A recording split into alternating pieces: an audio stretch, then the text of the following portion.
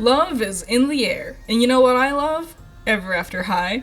I've already done one review on Ever After High, and I recommend checking that one out in case you're new to the show. It'll help set up the premise and the characters for you. But that review only went to the end of season 1, and I want to keep going with reviewing the show. And next up, I figured it would be a cool idea to take a look at Ever After High's Valentine's Day special, since it is the season after all, and it'll help kick off season 2 of the show. So come along with me, let's take a deeper look at Ever After High, True Hearts Day.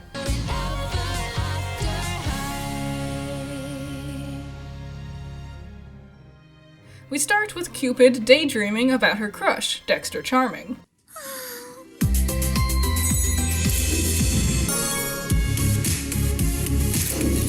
I like these little cut-in shots telling us who the characters' fairy tale parents are. It's a fun and quick way to get someone caught up, in case they don't know or don't remember these characters. And it's a lot better than forcing the characters to try to explain it in dialogue who everyone's related to. Legacy Day did that, and they made it work, but it'll be pretty clunky here, especially with how many characters we see. It's also fun because each one has a different musical beat to it that helps display the personalities of the characters.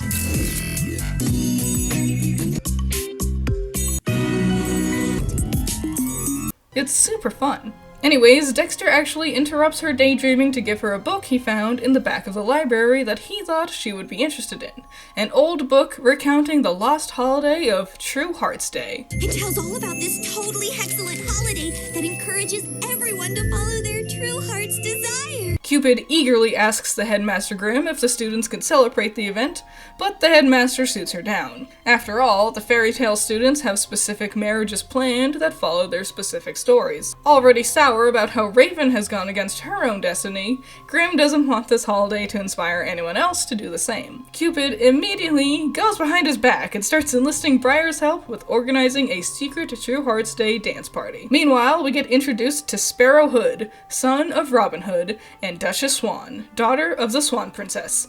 And I loved these two. They act as our villains for the story, and their dynamic is so much fun. They remind me of Team Rocket in a way. They went this way. I'm finally gonna get some proof. Why do you even care? Even though they're our villains, they're still entertaining characters. Sparrow's tendency to just scream sing what he's saying is funny, and Duchess is animated to move almost like she's always dancing. She bends and tiptoes, and it's just a lot of fun to watch. And she's like super tall, which I adore. The only downside to these two, and really a big flaw to this whole story, is the fact that I have no idea what Duchess is so upset about. Ashlyn is breaking the royal rules with her secret romance, but she still gets a happily ever after, and I don't. So Duchess is upset that Ashlyn is dating Hunter because that's going against their destinies. After all, Cinderella is supposed to marry a Prince Charming. But Duchess is implying that Ashlyn gets a happily ever after, but isn't that the whole point of going against their destinies? The fact they get to choose how their life pans out, but it goes against what their stories say? If Ashlyn ends up marrying Hunter, she wouldn't be getting her happily ever after. She might be getting her own new happily ever after, but it's not the one she's destined to have. More importantly, a lot of Duchess's lines imply there's only so many happily ever afters to pass out. But that also doesn't make any sense. I thought your ending was dictated by your story. Apple gets a happily ever after. Raven gets arrested. That's their stories. Wouldn't Duchess also be stuck getting whatever ending was assigned to her? Unless she went against her destiny to make her own happily ever after. But that still doesn't make any sense about this whole I'm not getting one thing. This really implies there's a hierarchy as happily ever afters are passed out to people, but it all just doesn't make sense. Duchess talks about a royal ranks, but that's never explained, and it's all very contrived feeling to force the train of events into happening. I love you, Duchess, but you're talking crazy over there, hon. But don't worry, I'll take your place. And your happily ever after. So anyways, Duchess and Sparrow catch Hunter and Ashlyn on a date and threatens to tell the whole school about it. Later, Ashlyn is worrying about it when Apple shows up. Love. Finding our predetermined princes. I love how in character this is for Apple. This scene is actually pretty interesting because it's showing us the duality of Ashlyn worrying about her predicament and how one of her best friends, Apple, just wouldn't understand. Apple is so steadfast on her stance of staying true to your fairy tale that she couldn't possibly understand what Ashlyn is going through. So yeah, surprise, this whole special really isn't about Apple and Raven.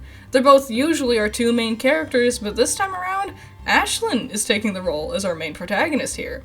I actually really like this. It's a lot more entertaining than just having Raven and Apple rehash the same discussions they've already had. And it allows our other characters time to get better development. This special has taken Ashlyn, a character I really didn't care about at all, and helped me start to really sympathize with her. Raven is in the show still. She's in this B-plot about Dexter attempting to ask her to the True Hearts Day dance, but since he didn't sign his poem very good, she thinks it's from his older brother, Daring. Ashlyn and Hunter meet up with Cedar so she can help them with their problem with Duchess, since Cedar already knew about them dating, seen back in season 1. Cedar suggests the two open up about their relationship and tell the truth to everyone. I like this a lot. After all, if you truly love someone, you should be proud to date each other for everyone to see. Meanwhile, Cupid is throwing her secret True Hearts Day dance. Headmaster Grimm is suspicious of her going against his word. Fortunately, Briar and best boy Hopper are there to help her with setting up the dance and keeping her secret. Yes, party supplies, for our play. Very well.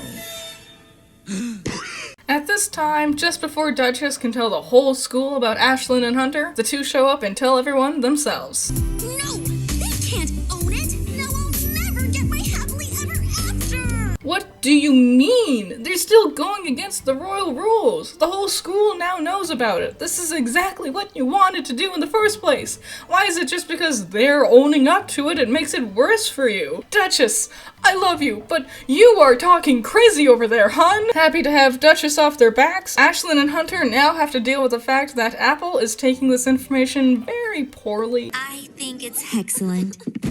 Apple is worried about her friend, and that's something I also really like about the special. We really get to see things more from Apple's perspective compared to last time. Apple is so worried that if you don't follow your destiny, you might cease to exist, or something terrible might happen to you. Apple doesn't want people to go against their destinies because she's greedy about getting her happily ever after. It's because she cares so much and is worried about her friends' safety.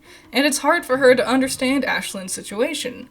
Apple wants Ashlyn to be happy and date Hunter, but she's so scared something terrible might happen because of it.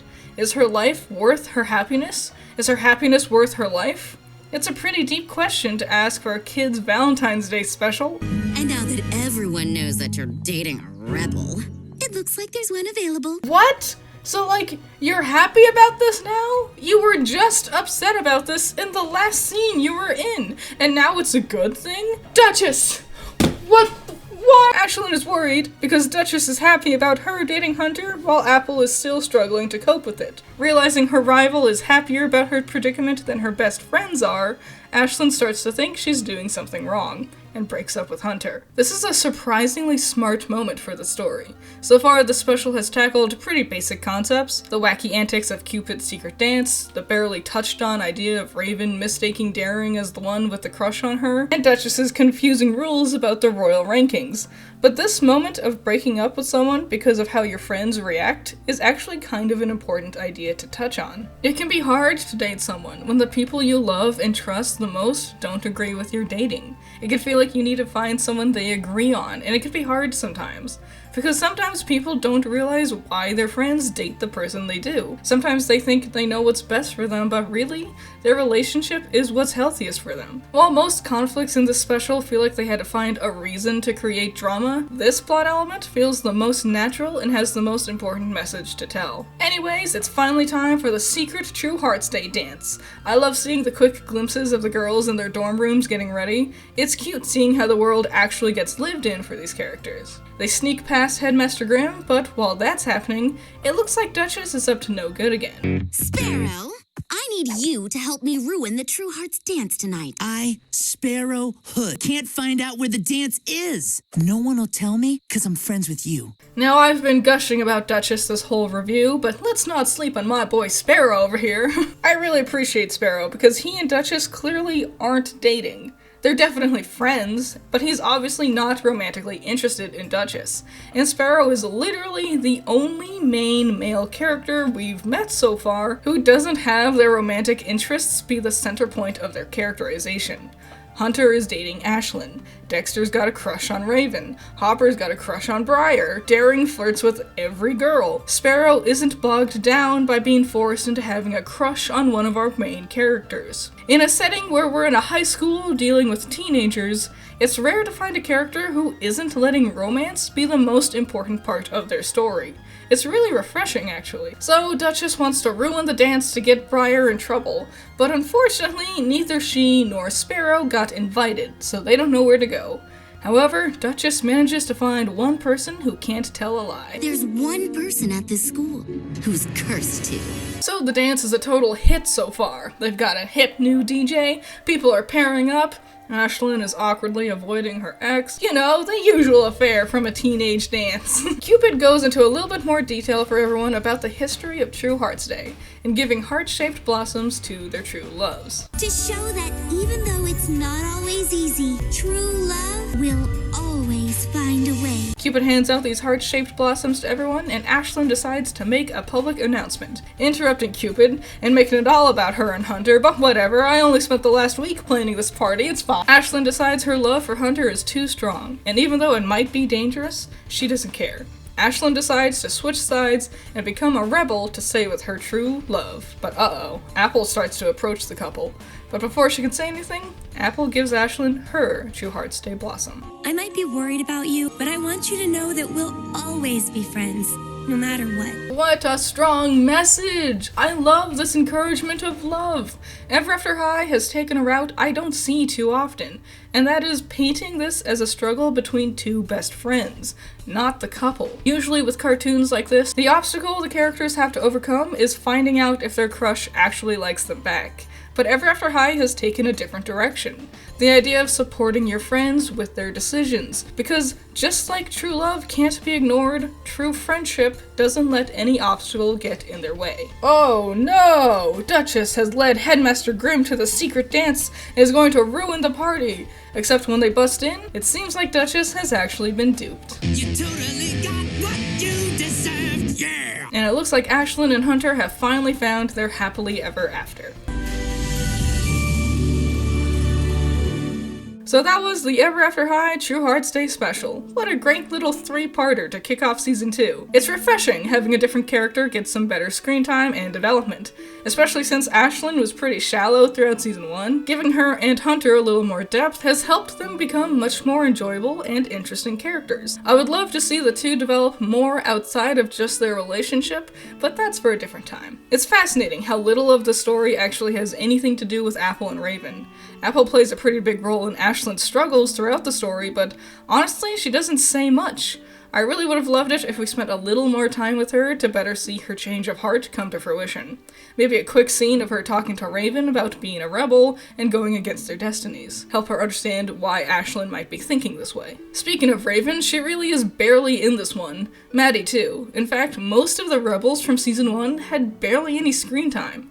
Maddie only has like 4 lines of dialogue, and Raven's side story with Dexter is hardly on screen and goes nowhere. I mean, Cerise never even got a cut-in moment to set up her character. While I lament the absence of most of my favorite rebel characters, I do really love getting a closer look at our royal cast. Legacy Day and a lot of season 1 kept the royals pretty bland when it came to developing their characters.